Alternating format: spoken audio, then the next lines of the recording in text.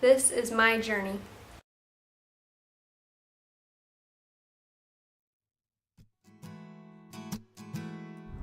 Hi, this is Terry. Welcome back for session 3 of our series, Free Indeed. We talked in our last session about the importance of being honest with yourself and admitting your hurts. I do hope that you've taken that step, because without it, the next 2 won't ever happen. We also mentioned that it's important for you to be honest with God and with at least one other person whom you trust.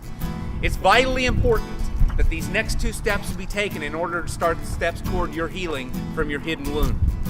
So you now have to be honest with God.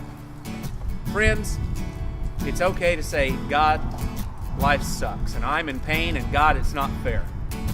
What we sometimes don't realize is that God can handle your anger. His heart breaks when our heart is breaking. He weeps with us when we are weeping. When He saw that abuse that's been inflicted upon us, that pain, that stuff that we went through, that shame, He was there weeping. You just need to be honest with God. You can, because the fact is, He already knows it anyway. You'll be amazed how much better you'll feel by just admitting it to God. Next, you need to be honest with at least one other person. This is absolutely essential. The bottom line is that you're not going to get well on your own. James chapter 5, verse 16 says this: confess your sin to each other and pray for each other so that you may be healed. You want to be healed? Well, there it is. Notice that it doesn't say confess your sins to a priest. That would be okay, but that's not what it's saying. Neither does it say confess your sins to a pastor. That too would be okay, but that's not what it's saying. It doesn't say confess your sins to a therapist. That would be okay, but that's not what it's saying either. It says to each other. I want you to hear this. Revealing your feeling is the beginning of healing.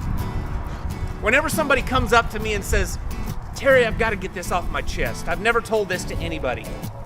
You know what? When they make that statement, I start to get hopeful inside, because I know it doesn't matter really what they're going to say. It's really irrelevant. It's not about what. It's that what they're about to say is a matter of them releasing something that has held them in its grip. They're getting ready to experience liberation for the first time in a long time. Freedom. It's like opening a closet and letting the boogeyman out, and now somebody else knows it, so they're not having to carry it on their own. That in itself is healing. Those things that we hold on to, those secrets, could it not be said that you're only as sick as your secrets? That thing that you're embarrassed by, that thing that you resent, you need to tell somebody about it, somebody that you trust. If you don't have anybody, you can tell me. My email is available to you on the website that you're logged on to. Just drop me a line, and if no one else is available to hear you out, to make themselves available for you to vent to, I'll make myself available. That's what I do, and I can assure you that no one else will ever know except you and me. All I need is a name, whether it's a real name or a fake one, it doesn't matter. God knows who you are, and that's all that's important.